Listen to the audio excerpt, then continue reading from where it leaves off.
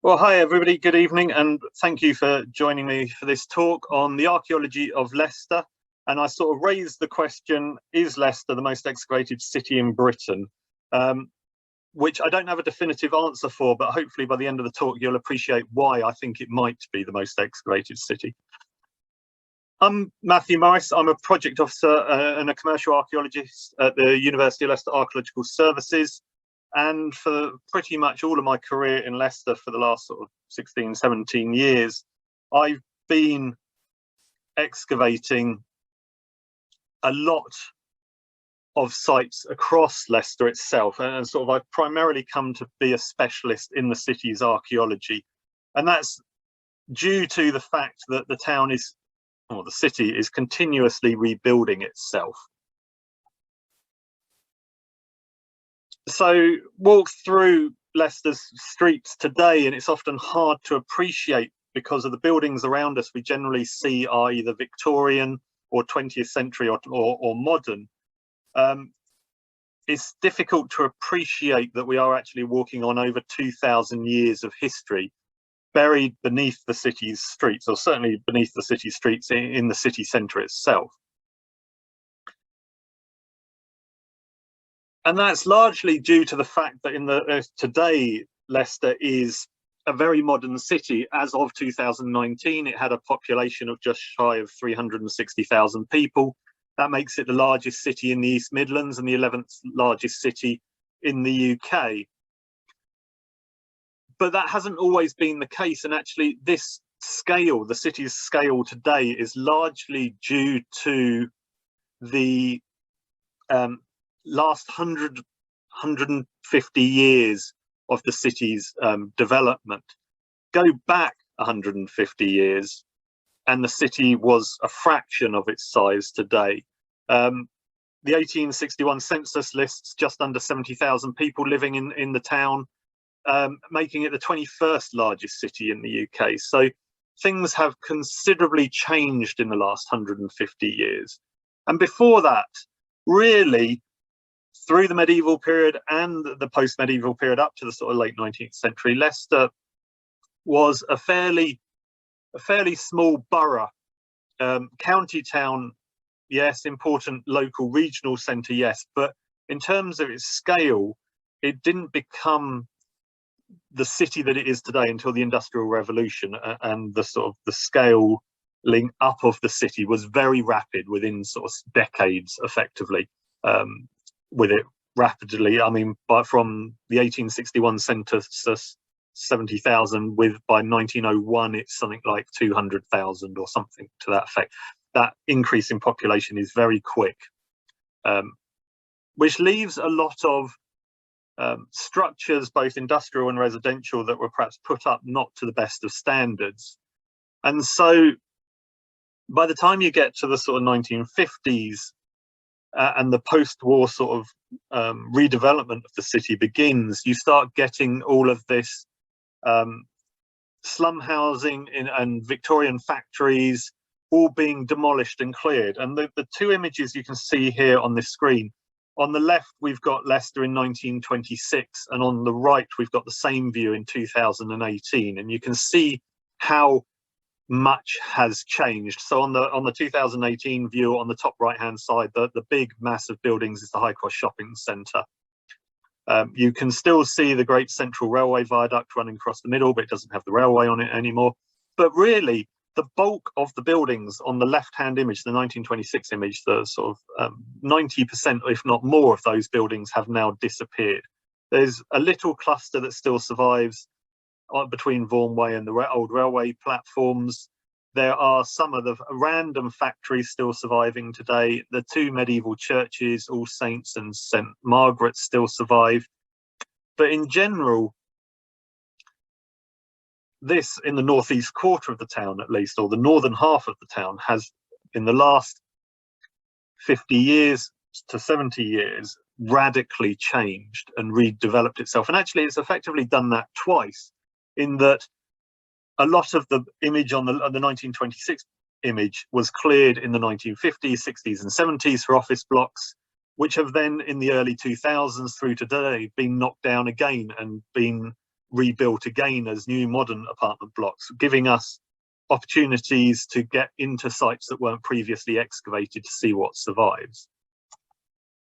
So this then, all of these red sites, these have all been subject to modern excavations in the last 100 years effectively, and most of these have taken place in the last 30 years or so. So I just quickly want to run through a little bit of sort of the chronology of archaeological investigation in Leicester, and then a sort of chronological summary of sort of the key discoveries within the city and sort of our present state of knowledge, if you will. So interest in Leicester's past isn't a recent phenomenon. It goes back as far at least to the 17th century or the late 16th century. Certainly the Roman town's history was of particular interest to early antiquaries, including local antiquaries like William Burton, John Throsbury and John Nichols, and also national antiquaries like William Stukely. And on the right we can see John Throsbury's reconstruction of the ruins of St John's Chapel in Leicester, which no longer survives. And on the bottom right we can see the Temple of Janus, as it was called by William Stukely, but that is one of the earliest known drawings of the Jury Wall in Leicester, the surviving fragment of the town's Roman bathhouse.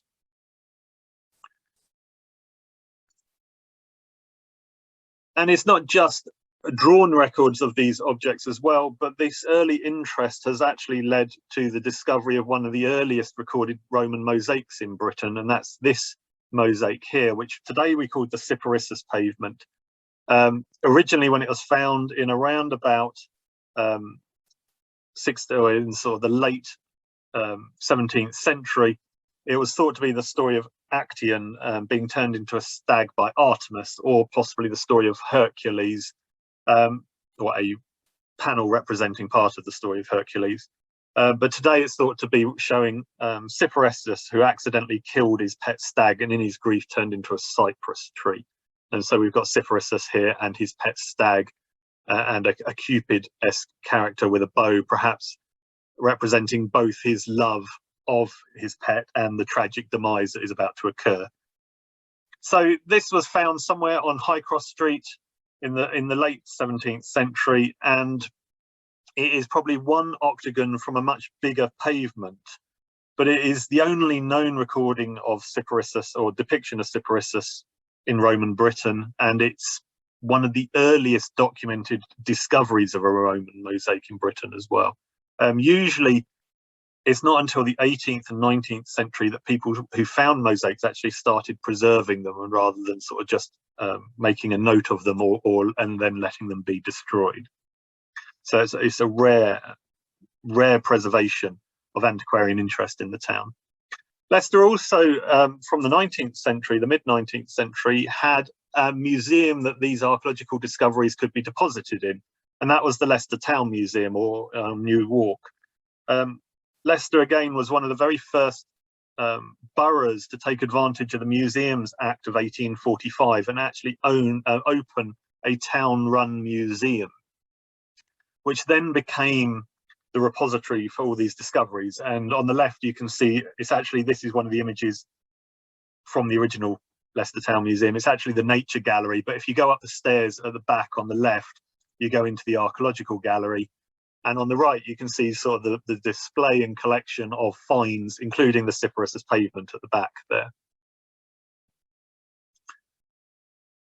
But these were chance discoveries. Up until the early 20th century, the bulk of what was being found in Leicester was during industrial construction of houses and factories, where workmen were telling antiquaries what had been turned up, largely because antiquaries were paying them to let them know about these discoveries. And so whatever we have from this period, these were all chance and random discoveries, and their locations are not always the best documented. And their context, the finds context, is often lost. But from the beginning of the 20th century, we start getting more measured archaeological research carried out. Perhaps one of the first of these excavations was by T.H. Fosbrook and later by W.K. Bedingfield, and that was the excavations of Leicester Abbey, during the laying out of Abbey Park. But even this, in 1923 to 1932, wasn't really an archaeological excavation. And you can see this fantastic photograph here shows T.H. Fosbrook with his walking cane gesturing. And this photograph actually quite nicely shows what they were actually doing. They weren't specifically carrying out an archaeological investigation of the Abbey. What they'd been charged with was to lay out the Abbey within the park. And so what they were doing, and you can see that in the bottom of the photograph, was they were chasing the ruined walls, but that was really it, so that they could find the plan of the Abbey and lay it out. They weren't, as such, excavating other bits of the site and bringing together that sort of comprehensive picture of the site.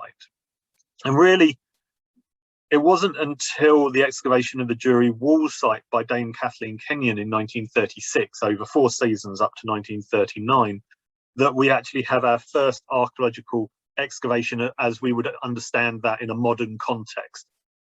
Kathleen Kenyon's work at Jury Wall was seminal, really. It was a chance for her to perfect her methods of stratigraphic investigation. It was a rescue excavation in an urban environment 60 years before sort of these things became enshrined in planning laws and protected.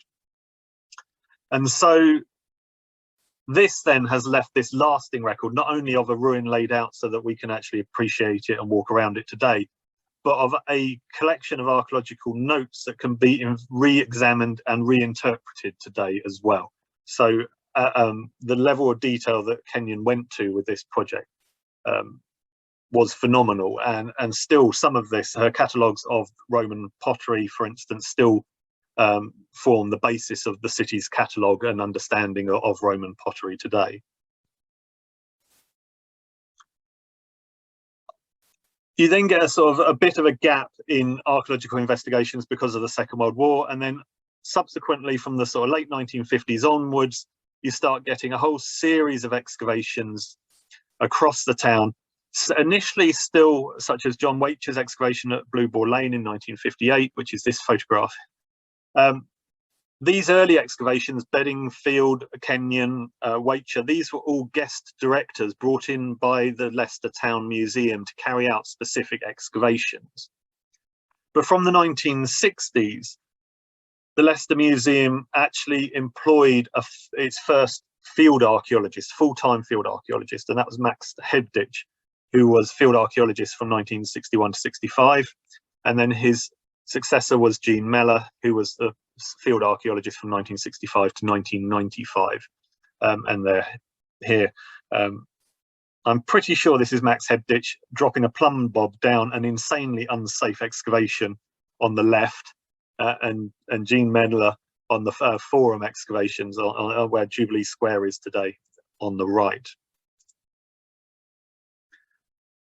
These excavations, and the reason for these appointments, was largely to do with the construction of the inner relief road through Leicester in the 1960s. And this is Leicester in 1965, and you can see Vaughan Way, the inner relief road, slowly coming through Leicester. The yellow dotted line represents the line of the Roman and medieval town walls. So everything below that is the historic core of the town. And Vaughan Way punched right through the middle, the heart of Roman and medieval Leicester. And then the creation of St. Nicholas Circle, again, gutted a large part of the historic city. And these early excavations, these excavations from the sort of late 1950s through the 60s and 70s, were all to do with recovering information during this construction project. And so it was hugely destructive, sort of ripping out the sort of core of medieval Leicester and many sort of surviving medieval buildings. But the act of destruction also allowed archaeologists into the site to carry out some important excavations, including on Jubilee Square today, excavations of the Roman Forum, and beneath the Holiday Inn on St. Nicholas Circle, the Roman Mithraeum, Leicester's only known Roman temple to date.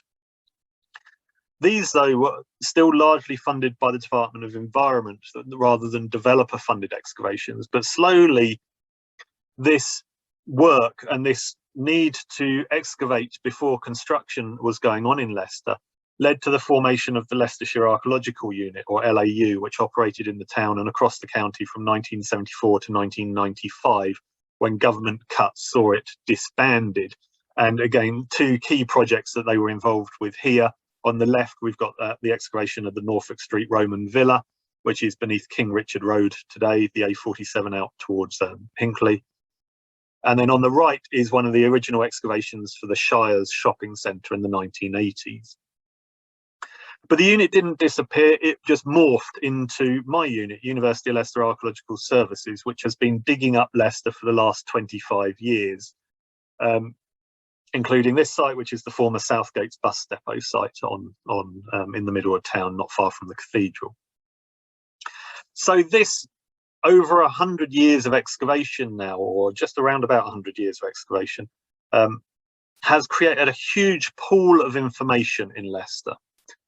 This is a very sort of quick graphic that represents the scale of the excavated sites across the town. They've largely focused on the northern half of the historic town, again defined by the yellow dotted line. And that's a quirk of fate, really, that in the late medieval period saw the northern half of the historic town depopulate and largely become orchards until the Industrial Revolution, when it was then open space that was rapidly developed. And it's these areas that were rapidly developed in the late 19th century that were then redeveloped in the 1960s and 70s, and then have been redeveloped in the early 2000s as well. And so the large number of sites in the middle of this image are predominantly the excavations for the High Cross Shopping Centre extension in the early 2000s. And then other sites, some of these are relatively, some of these are in the last few years or so, and some of these go back to the Kathleen Kenyon's excavation in the 1930s, for instance. So Leicester may be unique then in the scale of the excavations that actually have, because of this quirk in the way the urban topography and the modern city centre has shifted slightly away from the old city centre. This gives us a rare opportunity in Leicester to not only carry out lots of excavations, but also to carry out large excavations. And it's those large excavations which give us those clearer pictures of what's going on in the different parts of the town. So what has this huge amount of information given us? I mean, effectively, this has given us enough for about 16 talks. So trying to condense this into one talk this evening was quite hard. But I've pulled out some of my sort of favourite things and some of the sort of the key chronological advancements in the city's history to give you a sense of where we are with our knowledge today. So we now have this firm picture that Leicester appeared in the late Iron Age as a reasonably large settlement. We find along the river, along Bath Lane, in a sort of 9 or 10 hectare area, evidence of pits, ditches, the gullies surrounding roundhouse locations. We also find evidence of locally made pottery, as well as high quality early imports from Gaul, Italy and Spain. So we can see that Leicester had connections with the wider continent in the late Iron Age. So this is sort of the late 1st century BC. We also have evidence from along the river edge of flan tray fragments, which is evidence of coin production, the production of coin blanks to create pellets that would then be struck to turn into coins. And this is an example of a coin from the local people of the area, the Coral Tarvey.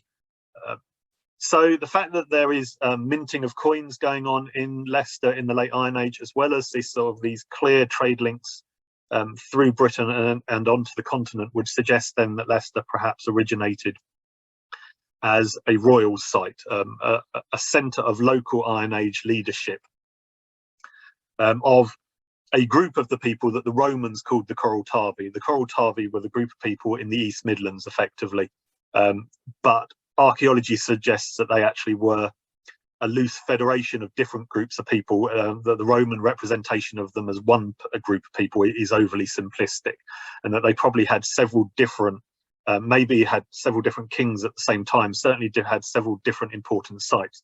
Leicester was perhaps the most important and southerly site, but Lincoln was also important, and various other sites in Lincolnshire, and up into Nottinghamshire and South Derbyshire as well, and down into Northamptonshire is sort of the area they loosely sort of cover. The fact then that Leicester was perhaps, by the time the Romans arrive in the Midlands in the mid-1st century AD, the fact that Leicester may have been this site of local leadership, as well as being on a sort of a river crossing, a key river crossing, would make it the logical place for a Roman settlement. Now, we don't know how the Iron Age people of Leicester interacted with the Romans when they first arrived. There's no evidence that it was hostile, however. It seems to have been largely perhaps a peaceful transition, at least in the Leicestershire area, which might explain why Leicester was chosen by the Romans to become the civitas capital for the Coraltavi people, so the regional capital, right? Whereas Lincoln is chosen as a Roman fortress initially, and then becomes a later Roman colonia, an imposition on the landscape, a Roman imposition on the landscape. Leicester is left to local governance in a Roman model. And we get the early name for Leicester then during the 1st century AD, which was Ratae or Ratae. Eventually, as it then later, and then by the late 1st century or into the early 2nd century, it then gets its full Roman name, which is Ratae Corialtavorum, or the Ratae of the Corialtavi people. So as a Roman settlement and as an Iron Age settlement, it sits on the River Soar, in the Soar Valley, on a slight spur of high ground that projects out into the valley. So it's on dry ground right next to the river crossing. And in the Roman period, it forms, sits on a crossroads between the National Fosse Way that runs from Exeter in the southwest to Lincoln in the northeast. And then on the Gartree Road, or a modern name sometimes calls it the Via Divana, which runs from Godmanchester effectively, and so would link you into Colchester and Ermine Street and down to Colchester and sort of the southeast, and would cross over and then possibly, and it's never been fully traced through the Charnwood Hills, but then perhaps continues north through the Charnwood Hills. But certainly it also, via the road to Mansetta, links with Watling Street, which would then take you up to the north west of the Roman province as well. So Leicester sits on an important crossroads. Effectively, in the Roman period, if you want to travel anywhere through Roman Britain, you've either got to go through Leicester or go very close to it, just from a journey from southeast to northwest or in the other direction. So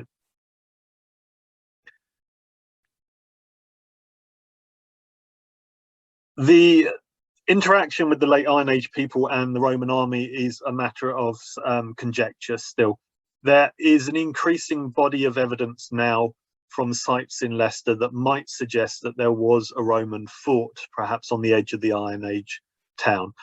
Certainly we're starting to get an increasing number of 1st century military artifacts coming up from the town, including this fantastic late 1st century cheek piece from a Roman cavalry helmet that came out of an excavation on Bath Lane down by the river.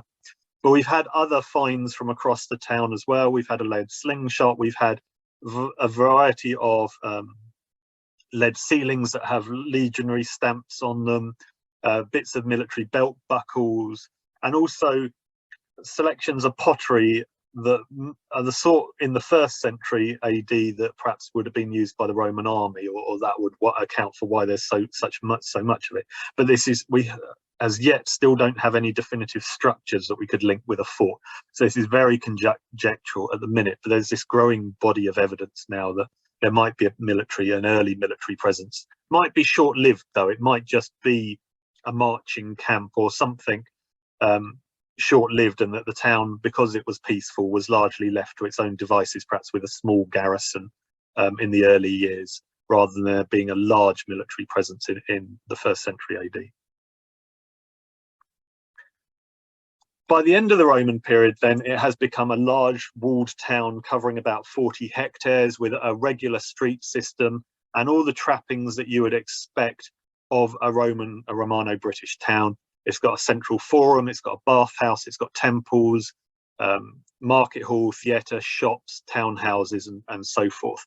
It's surrounded by cemeteries outside the walls, and in the sort of the hinterland, there are a number of Roman villas. We're sort of relatively close to the town as well, sort of showing this agrarian landscape around the town. And as you can see on the map of Roman Britain on the top left-hand side, you can see these mark all the sort of the key Roman roads through the province, and you can see how they all sort of largely intersect at Leicester. And so Leicester is this nexus, perhaps, or hub of communication within the province, which I think the more we excavate Leicester, the more we appreciate that actually that Leicester as a Roman town is growing in importance the more we excavate, I feel. I suspect largely because of this sort of optimal location for it to be this source of communication through the province, this sort of connecting route. And by the late Roman period, then it has obviously lost all of its Iron Age character, and it is looking like the Roman town that we sort of envision in reconstruction drawings like this one of Roman Leicester that was done during the High Cross Shopping Centre excavations. And you can see here at the back, you can see the town wall surrounding the town, and at the back you can see the main buildings, the forum, the baths, the market hall, and then all of these other insula within the town occupied by a variety of different commercial and domestic buildings. But also it's important to understand here that not every area of the town was densely occupied, and in fact some excavations show that some areas seem to have been left completely open, perhaps as either market gardens or building yards or just derelict lots that had never been developed. So the town, whilst there are a lot of Roman buildings in the town, like most towns in Britain, was not fully developed. The area within the town wall was never fully realised and full of buildings. The key sort of visible element of the Roman town that you still see in Leicester today then is the Jury Wall, the last standing fragment of the town's Roman baths, which is the west wall of the basilica. So the basilica for the baths, which would have contained the gymnasium, is beneath the church today, beneath St Nicholas Church. And then the low ruins, bottom left of the photo, are the foundations of the baths itself. So the floor level was the bottom of the arch originally. So it had been extensively demolished in the medieval period, in the early medieval period, probably as a quarry for stonework for St Nicholas Church, amongst other structures in the early medieval town. So when Kathleen Kenyon excavated it, she found very few floor surfaces surviving. Effectively, what she found were the foundations, which did lead her to struggle with the interpretation initially. She thought she was excavating the town's forum and strongly believed that she was, and never really changed her mind that she was excavating the forum. And she felt that it was a failed architectural project that had been transitioned into a bathhouse because it didn't work as a forum.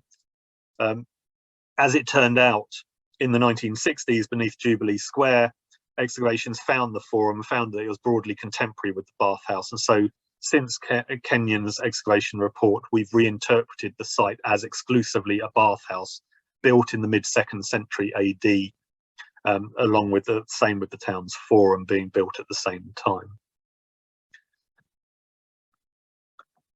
So the reconstruction drawing here sort of gives you the idea. So you would enter probably in the basilica, which would be used as a gymnasium. You'd pass through the arches into the bathhouse itself. It's got rooms to either side, which are suites of changing rooms, and then you walk through the baths in a succession of cold, warm and hot rooms until you get to the western end, where you've got the middle one, maybe a sauna. The end ones are probably heated plunge pools within hot rooms, effectively.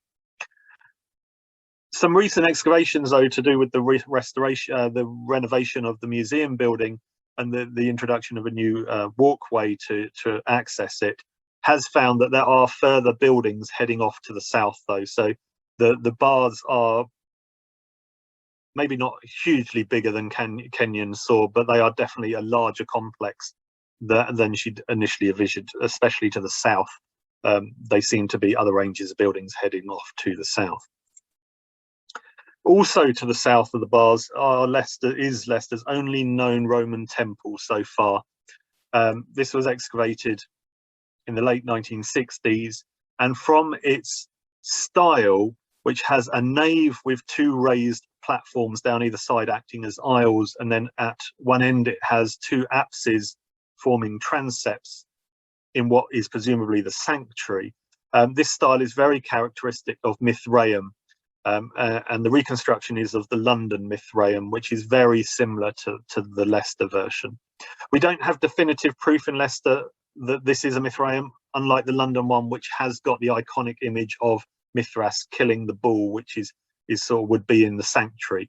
But architecturally, it is pretty convincing that it is a Mithraeum. And so that's not a local god, that's an introduction. That's well, it's not even a Roman god, but it's a god that the Romans have introduced into Britain following the conquest in the 1st century AD. We also have the other side of the Roman town. We have the evidence of the entertainment side, and this is one of our more recent discoveries beneath. It's the recent development around the Great Central Railway Station and the new Novotel that's on the corner of Vaughan Way and High Cross Street. And beneath there, we found these two parallel curving walls, which we think are probably the supports for the raised seating of a Roman theatre, which has really been the one structure that has been missing in Leicester's story until 2016, when this was discovered. We've had the temples, we've got the shopping areas, we've got the bathing areas, but we've been missing that sort of key entertainment aspect that, given the other buildings in Roman Leicester, it must have had a theatre. It would have been odd if it hadn't, was the feeling. And I generally like to think of this as sort of, this is the Roman equivalent of the High Cross Shopping Centre, in that you've got, when they built the High Cross Shopping Centre, which is almost over the top of this, you've got John Lewis and you've got the cinema next to it. And effectively what you've got in this block of land in the Roman period is you've got the town's new market hall with a theatre behind it. And so you're seeing the same elements repeat themselves throughout history. Effectively, as the town becomes more prosperous, it builds extra shopping centres and entertainment venues, and it was the same in the Roman period as it is the same today. We also have a variety of different townhouses, particularly in the north half of the town, which is where we carry out the bulk of these excavations. This is one of the earliest ones excavated in Leicester. This was the Blue Boar Lane townhouse, excavated by John Wacher in the 1950s. And Wacher excavated 2 wings of rooms connected by a peristyle surrounding a central courtyard. So it was this very sort of clear Mediterranean style Roman townhouse, very similar to the sorts of buildings like the House of Venus that you see in Pompeii and in other ruined Roman settlements on the continent. This is very similar. This has stone foundations and then mud brick walls, and amazingly the walls had survived till about waist height in places, and the wall plaster, the Roman wall plaster, still survived intact on the walls, and several of the panels have been reconstructed, this being one of the better ones. So we've got this amazing collection of Roman wall plaster from Leicester, which I have to admit I think is fairly ghastly. Roman interior decoration went for being over the top, I think is fair to say, but there's fantastic detail here. You've got a sort of trompe-l'oeil effect with a recessed altar, which has got, on the pillars surrounding it, has got little sort of leaves, vine leaves winding up it, which have got birds in it. You've got people actually, and this is the shoulder of a person here, in these big red panels standing to either side. And then on the top, you've got these sort of different dolphins, umbrellas, and a theatrical mask, a Roman theatrical mask in the panel there as well. So you've got this whole sort of selection of Roman motifs going on in this this Roman wall plaster. The floors of these buildings then often had Roman mosaics flooring their key rooms. 2 recent examples that have been excavated in Leicester are here. On the left, this cruder one excavated on High Cross Street in 2012 is a 4th century Roman mosaic, but this much higher quality one on the right, discovered on the opposite side of High Cross Street, called the Stibby Mosaic, discovered in 2016, is of a quality comparable with some of the other high quality mosaics from Leicester, like the Blackfriars mosaic, which was found beneath where the Great Central Railway station is today, the Peacock mosaic as well. And these are all very high quality 2nd century mosaics that all have a very similar geometric pattern to them that might suggest that Leicester has a mosaic school in it in the 2nd century AD. That there seems to be a tendency on all the patterns in Leicester to be these very complicated and mathematically precise geometric patterns with floral images and motifs in them, but people are largely absent. The one exception is the Cyparissus pavement that I showed you earlier. That's the only known bit of mosaic from within the city that has people on it. All the others just have floral motifs and geometric motifs.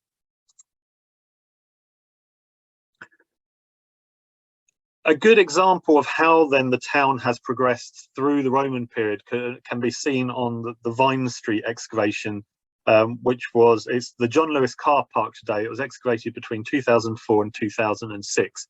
And this is the 2006 phase of the excavation you can see here. It was, at the time, the largest excavation ever carried out in Leicester. And the level of detail that we were able to see, visible from Google Earth as well, the level of detail we could see from this, because of the scale of the excavation, was enormous. In fact, it's the only site in Leicester, even today, where we've excavated fully a complete townhouse. And the townhouse in this instance measured 40 meters by 40 meters. It was a huge townhouse, and the excavation actually allowed us to excavate the full plan of it. But this scale has allowed us, unlike in other cities perhaps, where excavations are more limited, is to actually chart how 1/4 of an insula has changed through time. And so we were able to determine that following the establishment of the street grid in the early 2nd century AD, there's this rapid infilling of the land around it with a series of timber buildings that actually only last for about 50 years. And it's sort of almost like a sort of boom town vibe. There's this opportunity as the town grid is laid out that allows this very rapid development.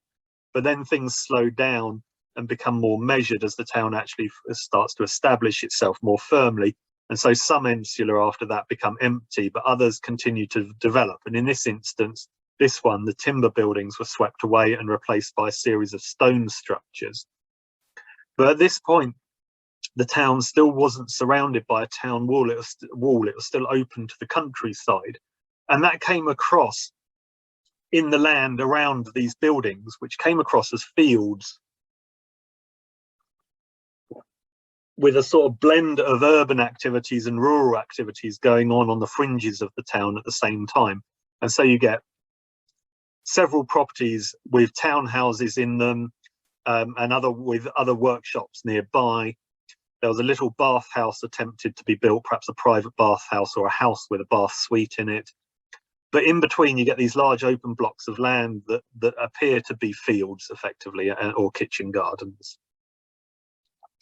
That all changes then in the late 3rd century, when a large part of this corner seems to have become under a single ownership. And that person cleverly adapts the existing structures, the original buildings, and links them all together and adds a range to create this large courtyard house, which has over 30 rooms in it, if I remember correctly. So this is a grand undertaking. You've got this big central courtyard, and then all of these rooms linked by a peristyle again. So like the Blue Boar Lane townhouse, but this is a much larger scale. You've got this northern wing that seems to be the primary reception rooms, with the central one with the apsidal end probably being the main dining room. Probably opposite that is the entrance from the street, and then you've got a kitchen in the southwest corner room, and other rooms that are probably a mixture of living rooms and dining rooms and storage rooms scattered around, bedrooms scattered around. It probably was only single story. It looks like there's enough rooms on the ground floor to suggest that it probably didn't need to have another floor. At a later date, though, an extra range of rooms was added on the back, and these were all heated by underfloor heating by a hypercourse system, as was the northern range of rooms. There also seems to have been a large warehouse type building built behind the structure, possibly under the same ownership as the person living in the courtyard house as well. And then finally, that courtyard house falls out of use by the mid-4th century. it falls out of use as a house. And the northern ranges, all the domestic ranges and the grand reception ranges are all demolished, deliberately demolished, but the southern ranges along the streets are all retained and transition from being domestic into being commercial. And we get a whole series of new workshops being added into this. And so the kitchen room becomes a blacksmith's smithy. We get bone pin working going on in other rooms as well, with other structures in the courtyard behind, probably representing domestic activity behind the workshops. The big warehouse structure, though, appears to continue in use and actually grows in this period. So whilst this looks like almost like a period of decline in that the house is declining, what it actually is showing in the late Roman period in the town is that the town itself was prosperous, and that old residential areas were transitioning into new commercial areas. And so that's what we're seeing here. It's not the decline of the town with the abandonment of these houses. It's the transition of one area of the town into a commercial district instead of a residential district. So these excavations then cast up all sorts of light. We've had the houses, we've had the public buildings. We also find evidence of the shops in the town as well. This was an excavation in 2004, just on Castle Street, just off St Nicholas Circle, where we didn't really have the buildings themselves from the site, but pits behind the buildings produced this unique assemblage of artifactual and eco-factual evidence, so environmental evidence. This gave us an indication of what the buildings along this particular Roman street would have been. So this pit produced a huge collection of Roman pottery, particularly amphora, jars and flagons. So it was all storage vessels or serving vessels, but nothing that you'd actually eat food off. So no plates, bowls or cups. The pit also produced large quantities of shoulder blades from cattle, which all have holes in them, which show they've been hung up to be cured, be smoked probably. And then we've also had from the pit fish bones, fig seeds, grape pips, opium poppies, cherry stones, and so forth. And you put all of this evidence together, and the conclusion was that rather than this must be a shop, this must be a shop selling food. The fact that there was no dining tableware that you could eat the food off suggests that it wasn't a tavern, but it was actually selling food to be eaten elsewhere. And it produced evidence of a huge range of foods, not only locally gathered or cultivated, but also imported from the continent. So the amphora are giving us evidence of the fact that there's olive oil, wine, fish sauce, fruits all being imported from the continent, from the Mediterranean particularly. We've also got evidence from pips and seeds of grapes and figs being present in the shop, again brought in from the Mediterranean, or introduced at least from the Mediterranean. Local fruits, we've got things like apples, cherries, plums, strawberries. These would have all been locally cultivated or gathered. Opium poppy again would have probably been imported or introduced. Again, though, we've got wheat, we've got freshwater fish, which could all be locally supplied to the town from its surrounding landscape. But we've also got seafood coming in. We've got marine fish and oysters coming in from the coast. We've got cured or smoked beef, which again would be local. We've got mutton, we've got pork, so again local. So we've got this one venue or vendor supplying a huge variety of imported and locally sourced food. And this is just the food that survives in archaeological evidence. You know, things like bread, eggs, milk, honey. Those things won't leave any trace in it. Well, eggshells might, but other things will leave no trace that would presumably be present as well. And other vegetables that, you know, if you haven't lost the seeds of those vegetables, you wouldn't find any trace of them in the archaeological record. So we have from the Roman town, we have the evidence of where people lived and how they lived, but also from surrounding the town, we've got a number of cemeteries now. The two most recent excavated on Western Road, on the other side of the river from the town, and on Oxford Street, just south of the town. we've now got large assemblages of the people themselves, and analysis of these skeletons is giving us detailed insights into the demography of the town. And I'm not really going to go into a huge amount of detail, but we're getting information on gender, age, mortality.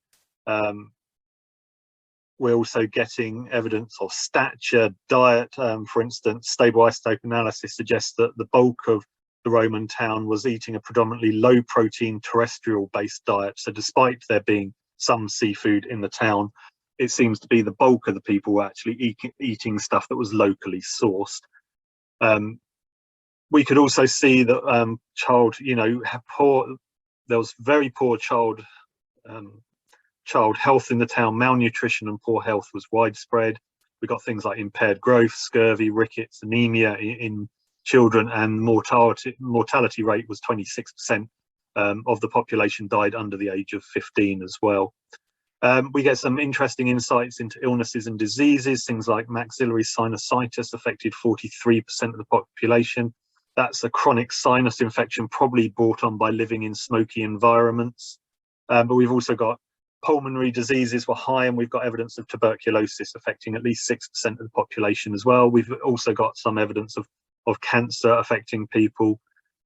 25% of the population have managed to break something during their life, the usual sort of range of soft tissue injuries, dislocations, and breaks that have most likely been accidental and healed. But we do also have evidence of interpersonal violence. In some instances, we've had blows to the head. We've got a decapitation that might be a murder. We've got other sharp force traumas that are almost certainly inflicted by violence. But we've also got evidence of surgery going on in the town. One skull from Newark Street Cemetery has got a trepanation hole in the skull of someone drilling a hole through the skull deliberately to try and relieve the pressure from what was probably a blow to the head. The evidence around the hole did suggest, though, that they hadn't survived the surgery, that the man hadn't survived the surgery, but it does show that there was evidence of fairly sophisticated surgery and healthcare going on in the town in the Roman period. And one of our most recent discoveries from both Western Road and Oxford Street is that we've got 6 individuals, all young male adults now, who have cranial features that suggest that they have African or mixed ancestry. So we're now seeing, and at least 2 of those have British childhoods, suggesting if they are of African descent, that they're second generation immigrants rather than them being brought over themselves. So we're getting growing evidence now of a diverse town in the Roman period. It's not just made up of indigenous Iron Age people. It is made up of people from across the Roman Empire. And this then, we see this again with some of the finds that come into Leicester. So on the left, this little ivory plaque shows the Roman god and the Egyptian god Anubis on it, for instance. And this is the remains of an ivory box that's come all the way from Roman Egypt. On the right, we've got a very unique key handle that shows what is something called a damnatio ad bestias scene, which shows a barbarian being eaten by a lion with 4 other sort of panicked male youths underneath. And it's probably showing a scene, perhaps a scene of people being deliberately fed to the lions in an arena setting or something to that effect. We also have curse tablets from the town that give us some real insights into the town, the lives of the town's people, and sort of put names to people as well. For instance, this curse tablet is was written by or for a man called Sabinianus, who's had some silver coins stolen. He thinks 3 people, Semillus, Cupitus, and Lucita, were the thieves, and he asks the god to strike down the thief in 7 days as a punishment. But the key here is that he's talking about a structure called a Septisonium, which is perhaps a reference to another temple in Leicester, which, if it is a really unusual temple. A Septisonium appears to be a structure dedicated to the 7 Roman gods that represent the days of the week. And as far as we know so far, Leicester is only the 6th known example, a named example of one in the entire Roman Empire. The others being in Rome itself on the Palatine, in Sicily, and in North Africa. and they all seem to be linked with the Roman emperor Septimus Severus. And we do know he visited Britain. In fact, York became the sort of unofficial Roman centre of the empire during his visit for several years, and he died in York as well. So we might be actually seeing again another bit of evidence here of Leicester's connection with the wider Roman world as well, in that we're getting this unique structure that seems to largely be a North African and a Mediterranean structure that is the most northerly example known so far, the example in Leicester. The other tablets gives us another god as well, Maglus, a Celtic god, still being talked about and called upon in the later Roman period, in sort of the 2nd century AD, long after the town was well Romanized. In this instance, we have a man called Savandus who's had his favorite cloak stolen. This seems to have been stolen from a slave quarters, which suggests that he and all the other people named in the curse are probably all slaves within a single household. And Savandus clearly, I do like this story, because Savandus clearly doesn't have a clue who's stolen his cloak, because he lists 19 other people, 19 suspects. We show a mixture of Celtic, Italian, Greek names. We've got 3 women listed in here as well. So it's a mixed group of people. And again, he calls on the god Maglus to punish the thief within 9 days. But what I particularly like is the last name on the list, Sinicianus, is crossed out, scored out several times. And so the question is Sinicianus the thief and who's been ritually obliterated from the curse tablet, or did Sinicianus manage to prove his innocence and he's been ticked off the list as innocent on the list? You can take it either way. I suspect, going on the number of scores going through his name, he was probably the thief, as it turned out to be, but we will never know for certain. So we have a large quantity of evidence for Roman Leicester. This is a growing body of evidence that grows with every excavation and is largely the prime focus of most excavations in Leicester. What happens after the Roman period becomes trickier. We then have a sort of missing gap in our sort of knowledge really for that post-Roman period. Did the Roman town get abandoned and fall completely into the ruin sort of as soon as the Romans left? That seems unlikely, because the people that lived in the town wouldn't have left the province. They were the indigenous inhabitants of the town and had been there for decades, if not generations potentially, and they would have stopped being Roman overnight. So it's unlikely that the town instantly just fell apart. But with Britain leaving the Roman Empire, you see a sort of financial crash in the province, or what used to be the province, as its coin supplies from the continent dry up. And so the ability to maintain public infrastructure certainly would have taken a big hit in the post-Roman period. And you'd have started seeing structures like the Forum and the Baths decline. But the evidence suggests that Leicester, in at the very least, the very end of the Roman period, is still under some sort of control, because one of the skeletons from the Western Road Cemetery was buried with this belt buckle set.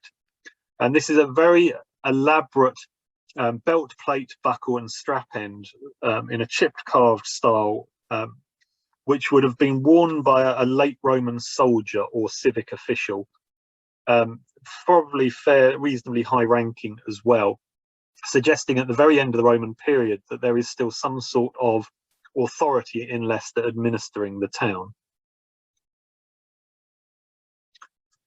But we certainly get evidence in the post-Roman period of buildings collapsing.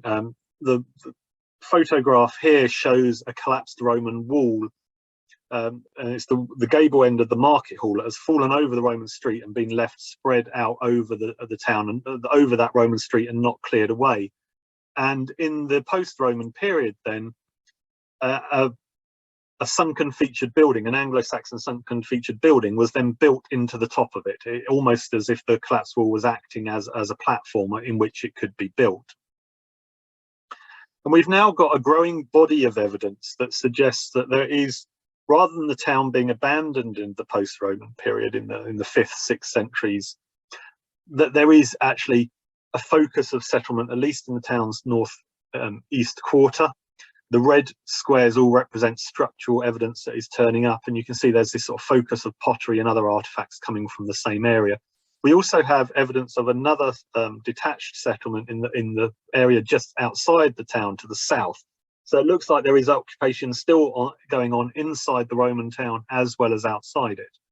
And again, we are starting to find artifacts like 5th, 6th century brooches, and this fantastic bone comb as well have come out from excavations in the northeast quarter, all largely from either the Shire's excavations or the High Cross Shopping Centre excavations. In the late Saxon period, things become even murkier, especially in the period when Leicester fell under Danish control, as it was part of the Danelaw. But again, we are starting to get a few little Anglo-Scandinavian finds emerging from the town. We've got a Viking coin that's come up. We've got these Anglo-Scandinavian bone strap-ins and this zoomorphic mount as well that have come out from High Cross Street. And it looks like in the late Saxon period, so in the sort of the 9th, 10th centuries, then the town as we understand it today starts to develop with the street pattern that we understand today, and that the original Roman north-south road running down the side of the Forum becomes the focus of the main post-Roman High Street. So that's High Cross Street and Southgate Street, as they're called today, became the main medieval High Street.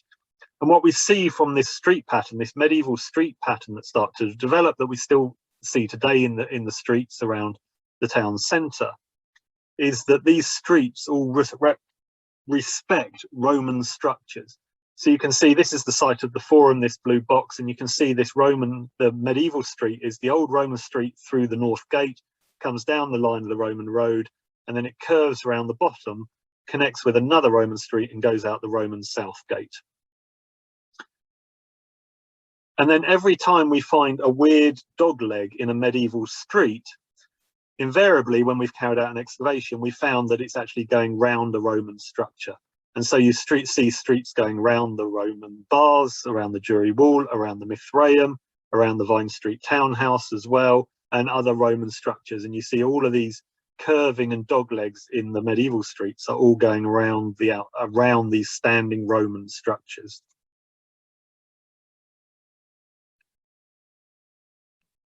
The medieval period then we defined less archaeologically, as I'll explain as I go along. But of course, we now enter the period where we do still have some surviving structures. And our earliest surviving medieval structure in Leicester is St Nicholas's Church, which still has elements of 10th century stonework in its nave. You still get the 10th century windows of the Anglo-Saxon church still surviving in the nave, although largely what we see on the outside is Victorian restoration of the 12th century church, rather than it being everything there you're seeing being actually old church, Anglo-Saxon church. Another old structure that we don't really fully appreciate sometimes is Leicester Castle, which still actually, a lot of its late 11th century structures still survive in Leicester. It's just because of the way the castle morphed into a later, late medieval ducal residence, and then the sort of the later history after that, it's hard to appreciate that these elements still survive. But Leicester Castle was constructed in the late 11th century as a timber motte and bailey castle, and the late 11th century earth mound, the motte, still survives. And then within that area of the bailey of the castle, we have a number of medieval structures still surviving, the earliest of which is Mary de Castro Church, which has got early 12th century elements still within its nave, and late 12th century elements in its nave as well. The other early building is the Great Hall, which externally doesn't look like it's a 12th century structure, but internally the original 12th century timber frame still survives of the medieval Great Hall. And then most of the other buildings that you still see around the castle today are 15th century structures linked with the castle after it became sort of the family home of the Dukes of Lancaster and became a much grander ducal residence rather than the castle, a sort of a large townhouse is the wrong word, but a sort of fortified ducal residence rather than a castle. So the timber motte and Bailey Castle, other than the motte itself, we don't have much evidence surviving of the original timber castle. But these early elements of the stone castle then, particularly the Great Hall, recent work on the Great Hall, which has a much more recent 17th and 18th century brick facade on the outside of it, but recent renovations linked with it becoming part of De Montfort University allowed us a unique opportunity to look inside it.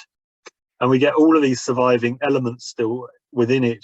We found, when we lifted the more recent floors, we found original medieval floors still surviving inside the Great Hall.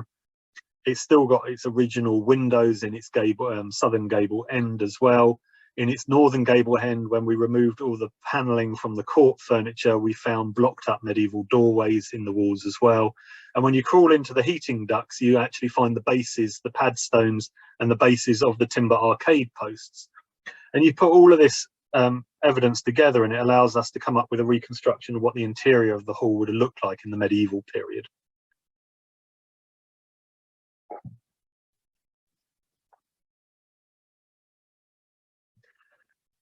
Otherwise, though, there aren't many medieval buildings that are still sort of obviously visible within the town today. There are still some timber frame structures hidden amongst other buildings. There's a little Victorian looking brick structure next to All Saints Church, for instance, that is the former Cross Keys Inn that actually still has medieval timber framing within it. But again, the exterior is a much more recent brick facade. But the most obvious medieval building in Leicester today is the Guildhall, the late 14th century Guildhall, originally built as the hall for the Guild of Corpus Christi, next to St Martin's Church, but later, and the reason it survives to this day, is it became the town hall later on, into the 19th century. When the new town hall was built, and it was actually scheduled for demolition, this site, it was saved by the Leicestershire Archaeological Society. Thank God, and we have this amazing late 14th century hall still surviving today, with all the later post-medieval wings surrounding it, which are all evidence of it being the later town hall function. So you've got the this wing, which has got the original town jail cells in it, for instance, and so forth. Usually, though, when we're carrying out excavations in Leicester, we don't find evidence of the buildings themselves. What we find is the activities going on in the backyards, although that doesn't mean that you don't get buildings in the backyards. And this excavation in 2003 on St Nicholas Place for the BBC building in Leicester uncovered a number of backyards for a series of medieval properties extending off the medieval high street, at the back of which one was an amazing stone undercroft, which we've got this fantastic photograph of it when it was first rediscovered in 1861, and then we've now got it had taken a little bit of damage from the building that was then built over the top of it, and when that came down to build the BBC building, the undercroft is still there. It was still survived underneath that building, and actually it still survives underneath the BBC building today. It is still there, accessible through a trapdoor in the floor. And sometimes, if the light's right, you can look. In theory, you're meant to be able to see down through holes, glass windows in the pavement. I don't think that worked in reality, but it is still there, preserved underneath the modern building. We also find lots of evidence of activities going on in these backyards. What we don't tend to find, though, is the buildings themselves, because of more recent road widening schemes. The medieval street frontages with the buildings on them tend to be under the pavements of the modern streets today. So when modern developments, rebuilding sites go on, we're already 10 metres or more back from the original medieval frontage. And so the medieval buildings we rarely get to see. What we do get is these detailed investigations of the backyards that go with the buildings. And sometimes these give clues to the activities going on the street frontages. For instance, this one was a medieval burgage plot, again extending off High Cross Street, underneath part of the John Lewis, part of the High Cross shopping centre today. And the features in the backyards, the bases of keyhole-shaped stone hearths, and these sunken stone-lined corn dryers, gave us the indications of what was going on in this property at some point in the medieval period, in that they are the setup that you need for brewing. And so we can see that at least at one point in the medieval period, this particular property was actually acting, or its backyard was acting as a brewery, where we've got the corn dryer for a malting floor for germinating and roasting the grains, and then we've got the ovens that would support the copper for boiling the mash in it. So we've got this whole process of brewing laid out in the surviving archaeology, and it's possible that it was a brew house serving a pub on the frontage on the high street itself, which was perhaps was supplying beer to the Wednesday market that would have been at the High Cross on the high street. Generally, though, what we find in medieval excavations in Leicester is an enormous quantity of pits that are not particularly interesting for the most part. We're getting the evidence of all of this digging over of these backyards, and we get pits after intercutting pits, and often they're just backfilled with garden soils, and there's no clear reason for why they were excavated in the first place.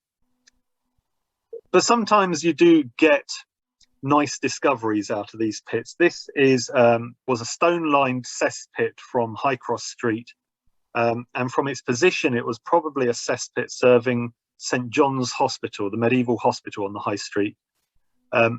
And from the bottom of the pit, we recovered these 3 lovely intact medieval jugs, and there were 2 other broken jugs in the middle. And actually, these have just undergone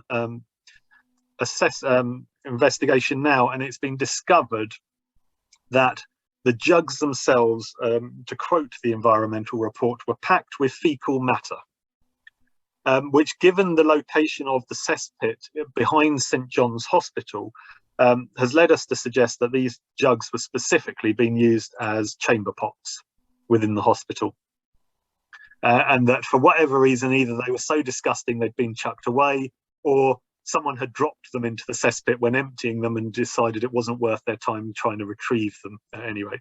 But if anyone questions, jugs look quite narrow-necked to be used as chamber pots, while there's this wonderful medieval illuminated manuscript showing them being used for exactly that purpose.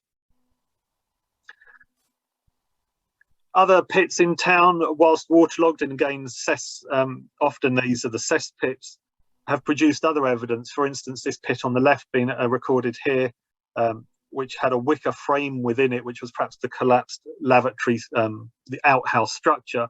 Also, and you can see one of them just underneath the archaeologist, under the ladder there, there's a little sort of oval-shaped object. Was all of this fantastically well-preserved leather, and it's a mixture of leather offcuts and worn-out shoe fragments, which probably indicate that this particular property was at one point in the medieval period being used by a cobbler, or someone making or repairing shoes at any rate, who has thrown away a load of leather waste into their latrine at the end of the garden. Archaeology isn't always about what's under the ground as well, though. During research sort of peripherally linked with the discovery of Richard III,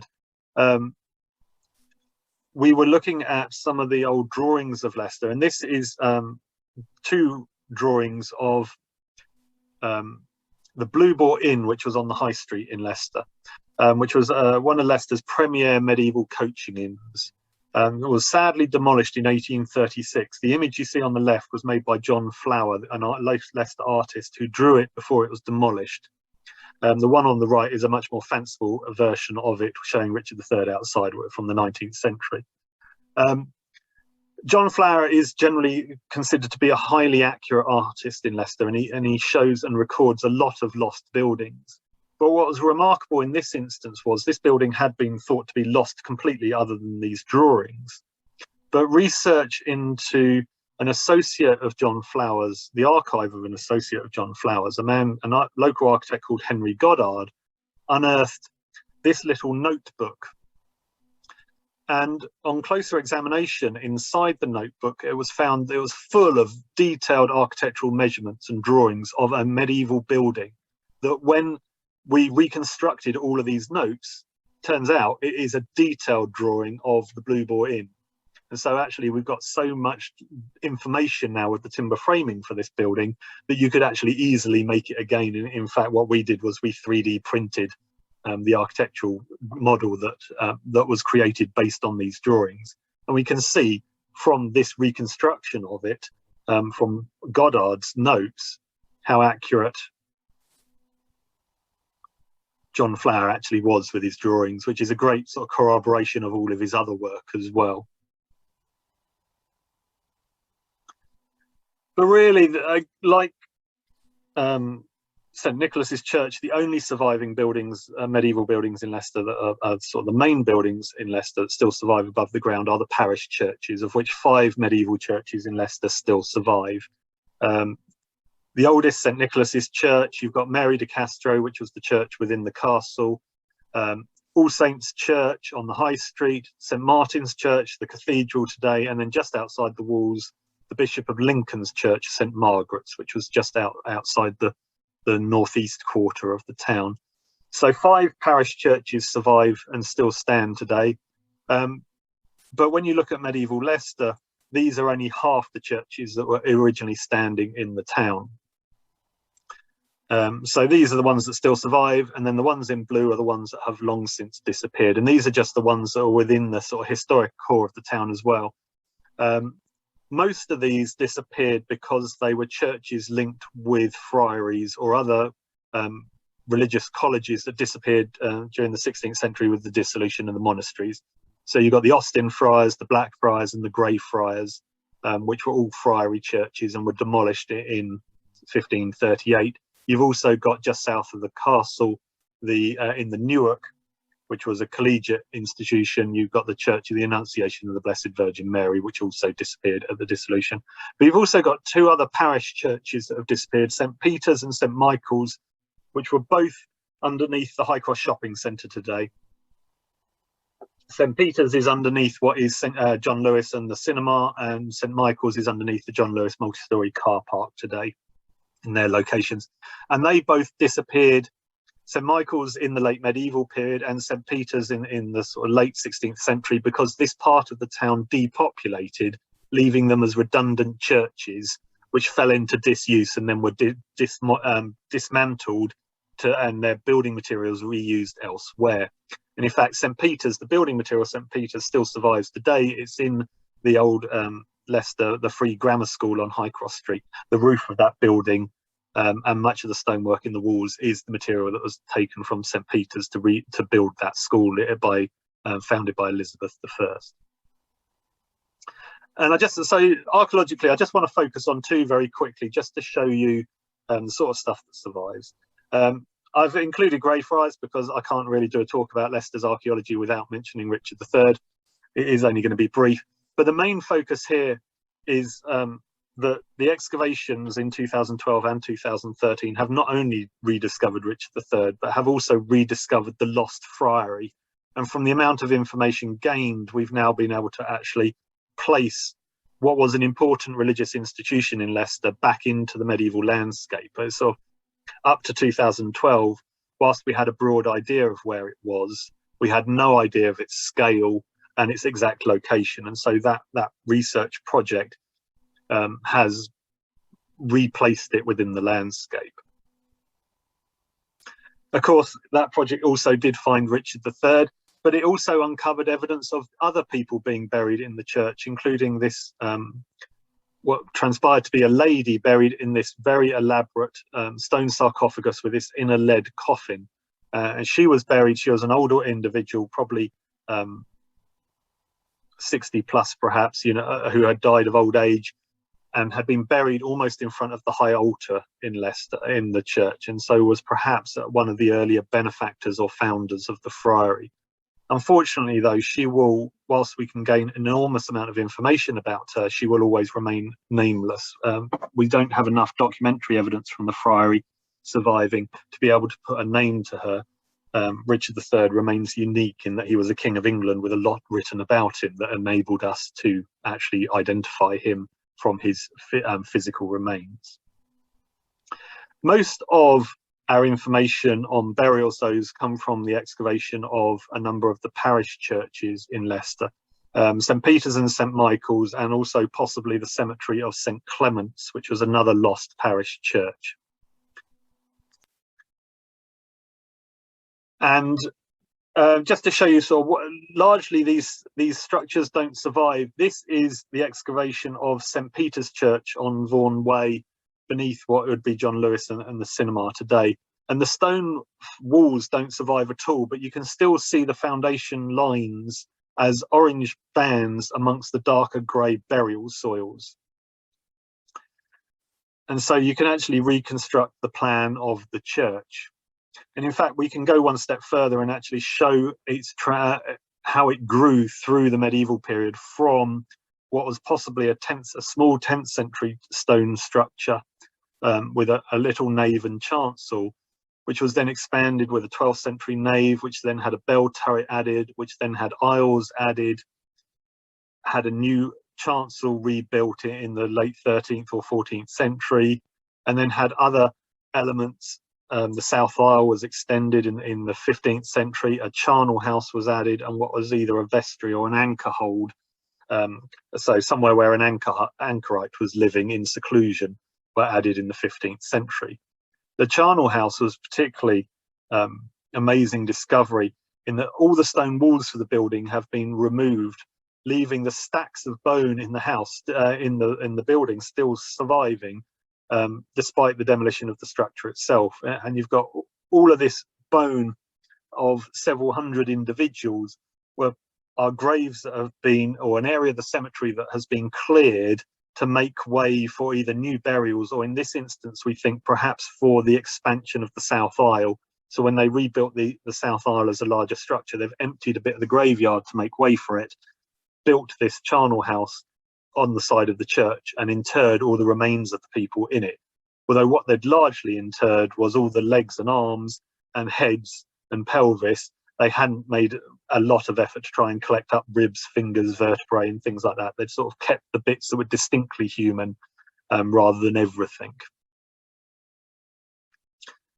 But whilst St Peter's was in some ways a poor backstreet parish church, even in this church we find that some people were buried with interesting items. This, for instance, this burial here of a middle-aged woman who was buried in the south side of the nave of the church, so inside the church, and therefore presumably of reasonable status in the local community, was found on her, just over her pelvis, as if being held by one of her hands, was this lead disc that when cleaned up was revealed to be a lead papal bulla, which would have been probably attached to a parchment with an indulgence on it from the Pope.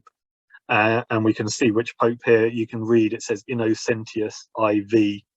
It says Pope Innocent VI, so who was Pope between 1352 and 1362. Again, like the Roman period then, all of this skeletal evidence has then given us this comparable data set of the town's population in the medieval period that we can look at in contrast to the Roman period. One thing that stands out, for instance, is that child mortality in the medieval period was 37% instead of the 25, 26% it was in the Roman period. Again, we can see a lot of information from diet. In this instance, stable isotope analysis now suggests that the medieval population was eating a much more mixed diet than the Roman population was. Still mostly terrestrial and plant-based, but with a much larger marine component in it as well. So it seems to be the medieval town had access to a much wider variety of food sources, perhaps. Again, we can see that the town's health very similar to the Roman period. There was very high malnutrition and poor health in childhood, affecting over half the population. But we also have evidence in the adult population, mostly in men, of dietary excess as well. Things such as dish, which comes on from eating too much rich food. Again, we've got evidence of tuberculosis affecting perhaps 17 to 25% of the population. Syphilis was found in 2 15th century women in St Peter's churchyard. secondary indicators of infections, although curiously, the medieval period, a lot less people seem to be breaking things in the medieval period, bones and so forth. Only 4% of the population investigated so far seems to have broken and down or caused some sort of physical injury to themselves. Again, interpersonal violence is present within the burial population. And what I haven't added on this slide, but is new research, is that we are also now finding from St. Clement's graveyard, is that we are also finding individuals of African or mixed ancestry in the medieval population as well. So it's not just, it's all the way through Leicester's history, it has had a diverse population. So that quirk of fate then that saw Leicester depopulate in the end of the medieval period and then rapidly industrialise in the 19th century, and then that destruction of those industrial areas, that's sort of the slum housing and the factories in the 1960s and 70s, and then again in redevelopment of the city centre in the 2000 up to the present day, has given us this huge opportunity to investigate a city that has been continuously occupied for over 2,000 years. And I think that is unique. And last time I'd calculated this, from what we have done so far, we have excavated 13% of the historic core. Now, that doesn't necessarily sound a huge amount of the of Roman or medieval Leicester, but when you consider that it's got modern Leicester built on top of it, being able to access 13% of the city centre for not just small excavations, but big, large-scale excavations is unprecedented, and probably, and this is why I had to put this as a question, probably makes Leicester the most excavated city in Britain, at least in terms of the percentage of its historic town looked at. Because as far as I can tell so far, no one else has calculated this. So if anyone has any other information on another city, I'm quite happy to stand corrected if it's a higher number. But certainly Leicester is one of the most excavated cities in Britain, which leads me to just end with this quote, which was written down by Kathleen Kenyon in a publication of the Jury Wall excavation in 1948, where she said, "British archaeology owes Leicester a very real debt." And that was not only for creating a sort of a precedent for rescue excavation in urban centres, but also just the scale of the excavations. We just, in these historic cities, when we get to excavate large areas of Roman towns, it's in towns that never then transitioned into medieval towns. And that's what, so like Silchester and Wroxeter, or St Albans, where the medieval town is outside the Roman town.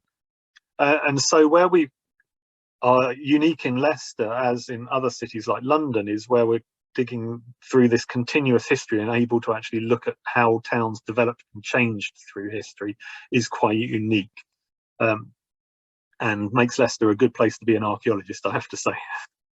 Anyway, thank you for listening. If you have any more desire to learn more about Leicester's Roman and medieval archaeology, coming soon, we have a big monograph coming out based on all the evidence from the High Cross Leicester excavations, called Life in Roman and Medieval Leicester, which is, it's not an excavation report, it's a thematic volume looking at all different aspects of life in the town through and how it's changed through history. And it should, hopefully, this is an advanced copy that I have acquired, should be arriving from the printers any day now. So watch this space for details on how to acquire a copy if you're interested. And thank you very much for listening.